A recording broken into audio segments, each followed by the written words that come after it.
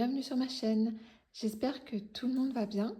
On se retrouve aujourd'hui pour un nouveau Pit Stop Hebdo. Alors installez-vous confortablement avec votre boisson préférée et c'est parti. Alors comme d'habitude, on se retrouve avec la lecture du moment. Donc c'est Tata de Valérie Perrin. Donc ça fait je crois 2 ou 3 semaines que je vous en parle.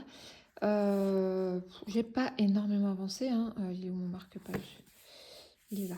Voilà, j'ai pas énormément avancé depuis la semaine dernière. Bon, on en apprend de plus en plus, hein, à chaque chapitre, on en apprend un peu plus sur l'histoire. Donc pour rappel, on suit Agnès. Agnès qui avait enterré sa tante 3 ans avant 2010, donc l'histoire se passe en 2010. Sauf qu'un matin d'octobre 2010, elle reçoit un appel de la police de Guignon lui annonçant le décès de sa tante. Donc sa tante est remorte. Donc de là, cette situation du coup soulève tout un tas de questions, vous vous en doutez bien. Qui a été enterré il y a 3 ans? Pourquoi elle s'est cachée pendant 3 ans? Voilà, qui était finalement, donc la tata s'appelle Colette, qui était finalement Colette, donc la tata, coucou le chat, comme d'habitude. Donc la tata était plutôt du genre taiseuse, hein, avec Agnès. Et en fait, l'ami de Colette, qui s'appelle Louis, a remis à Agnès une valise pleine de cassettes audio. Voilà, Colette s'est enregistrée sur... est-ce que c'est 120 cassettes audio pour lui raconter son histoire. Donc avec Valérie Perrin, on fait toujours des allers-retours passé, présent. Donc là, on fait des allers-retours entre 1960 et 2010. Donc non seulement pour apprendre à connaître Agnès, mais aussi pour apprendre à connaître Colette. Donc je poursuis ma lecture. Chaque chapitre dévoile ces petits... il est lourd le livre. Ces petites informations. Donc voilà, je l'avance tranquillement. Il me plaît toujours autant. Ensuite, concernant le point de croix, alors je suis désolée, mon chat vient d'entrer dans sa litière, donc vous allez sûrement l'entendre gratter. Alors, le point de croix, j'ai terminé la case numéro 16. Alors, attendez, j'arrive à le déplier, voilà. Voilà, qui est une petite maison. Alors, est-ce que c'est... Non, c'est pas une petite maison en pain d'épices. C'est vrai que ça me donnait l'impression d'être une maison en pain d'épices, là, s'il n'y avait pas eu la fumée ou la cheminée. Mais finalement, vu qu'il y a la cheminée et la fumée, non, ce n'est pas une maison en pain d'épices.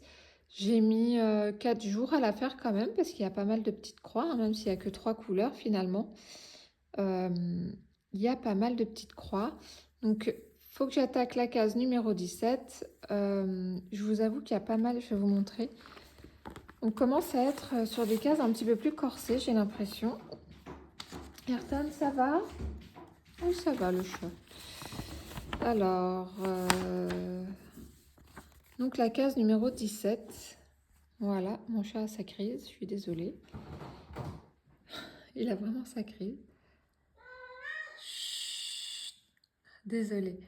Donc la case numéro 17, on a quand même 3 éléments. Donc la petite enveloppe, je pense qu'elle sera assez facile à faire. La petite suspension aussi. Par contre, on voit que voilà, il y a 4 couleurs quand même dans ce petit élément-là. Il va prendre un petit peu de temps. Je vous montre un petit peu ceux qui sont à suivre. Ça a l'air facile, mais en fait, c'est long, quoi. Je l'aime bien, celui-là. Celui-là, je l'aime bien. Donc, le plus long, je pense que ça va être ça, quand même, hein. Là, hop. Ça va être le plus long. Donc, tiens, c'est marrant, ils ont fait la lune à l'envers. Est-ce qu'on peut dire qu'elle est à l'envers? Bon. Peut-être la faire dans l'autre sens, ça me perturbe de l'avoir dans ce sens-là. Bon, bref. Vous voyez, il me reste ces 2 lignes-là à faire, donc...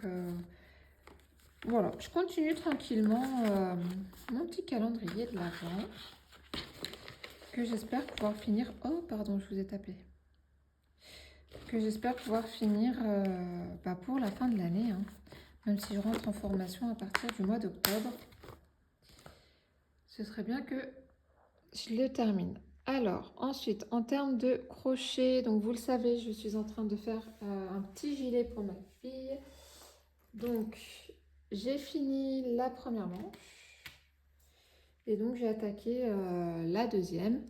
Donc comme je vous le disais, c'est que de la bride, hein. Bride normale et bride relief. Oh, je sais jamais si c'est avant ou arrière. Arrière peut-être, je sais plus. Et j'ai fait 4 ans de côte. Donc là c'est bride relief avant, bride relief arrière. Plutôt que là c'est bride normale et bride relief arrière peut-être. Je sais pas, je saurais pas dire. Donc voilà, j'ai fait 4 ans de côte pour que ça se resserre un petit peu. Donc voilà, il ne me reste plus qu'à finir cette manche. Donc clairement la pelote va y passer, hein, puisque j'ai utilisé une pelote pour finir la manche là. Donc cette pelote va y passer. Je pense que, parce que j'ai plus de blanc, donc je pense que je vais recommander une pelote blanche pour faire une bordure comme ça, le col. Je me tâte à allonger aussi un peu le bas parce que je le trouve un petit peu court. Ma fille le trouve à la bonne longueur. Moi, je le trouve un chouïa court. Donc, sachant que c'est pour l'automne, il faut couvrir un petit peu le dos quand même parce qu'on a vite froid. Donc voilà, j'avance tranquillement. Voilà. Et puis alors, cette petite poche, vous verrez un unboxing dans 2 semaines. Petit unboxing tenue où je vous montre quelques petits produits. Ensuite, j'avais commencé également un châle, donc je suis obligée de mettre la pelote dans un petit panier comme ça. Parce que je la tire à partir du milieu et du coup, elle s'affaisse un peu sur les côtés, regardez. Vous voyez, je peux plus trop la manipuler parce que sinon, je vais faire une catastrophe. Donc voilà, donc un châle qui se dégrade, qui fait un joli dégradé, hein, mine de rien. Donc la semaine dernière, comme vous l'avez vu, je crois qu'il n'y avait que la partie rouge qui était faite. Et vous voyez, ça se dégrade. Après, on voit la couleur, ça va être complètement jaune, jaune très clair. Après, ça va partir sur le vert, un espèce de bleu turquoise. Hop.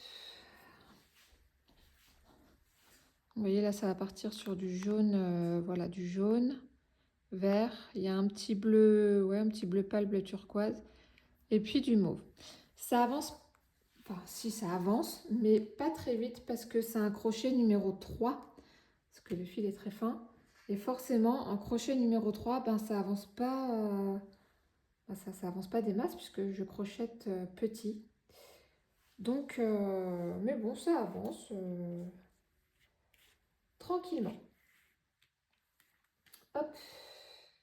Donc voilà pour le crochet. J'ai très envie de commencer un troisième projet, pardon.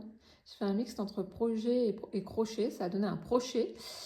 Je m'abstiens parce que j'ai pas de solution de stockage de mes encours. Donc je ne commence pas d'autres projets. De toute façon, le gilet là, je pense qu'à la fin de semaine prochaine, je serai quasiment sur la fin, donc ça va quoi. Alors ensuite pour le DP, vendredi on a diamanté ensemble la mini toile de Carhartt pendant un blabla. Et donc voici, pour ceux qui n'ont pas vu la vidéo, l'arc-en-ciel. Voilà, qui brille de mille feux, qui est sublime. Le métallique vert, voilà, on le voit bien. Il y a du métallique mauve, là. Et je crois qu'il y a un troisième métallique, mais attendez, je me rapproche. Le vert, le mauve. Après, c'est du AB. Ah oui, le bleu. Là, métallique bleu, sur le contour du nuage. Et après, je trouve que les strass alliés au AB et au métallique, franchement, ça rend bien. Je suis pas fan de strass, parce que je trouve que ça fait comme... ça donne une sensation de profondeur, en fait, sur une toile. Mais là, ça matche bien. Et alors, bon, il y a des pailletés, mais on les voit pas trop bien. Par exemple, là, les bleus qui sont à côté des métalliques, c'est des pailletés. Alors...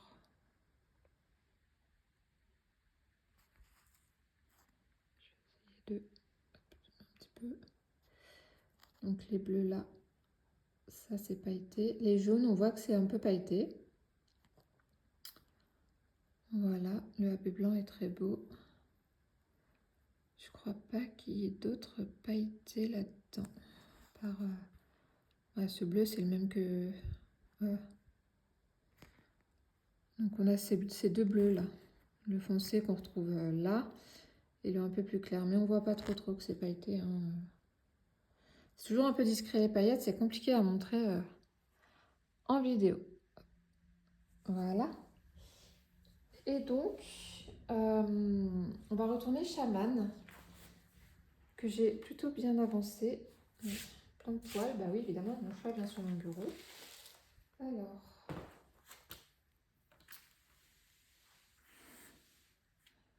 le problème, c'est que comme c'est un format paysage, c'est pas forcément facile de vous montrer.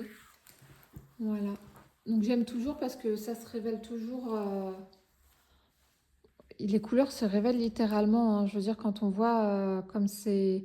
Enfin, le layout est particulier sur cette toile parce qu'on a un mélange de nouvelles conversions et d'anciennes conversions là où, avec les fonds blancs. Donc c'est vrai qu'on ne sait pas trop où poser l'œil et en fait, ben voilà, quand on pose les diamants, ça se révèle complètement les couleurs et c'est très joli. C'est très joli la découverte de la toile au fur et à mesure. J'aime beaucoup les couleurs que je travaille. Il y a beaucoup de marronné, hein, on le voit. Il y a pas mal de 939 aussi.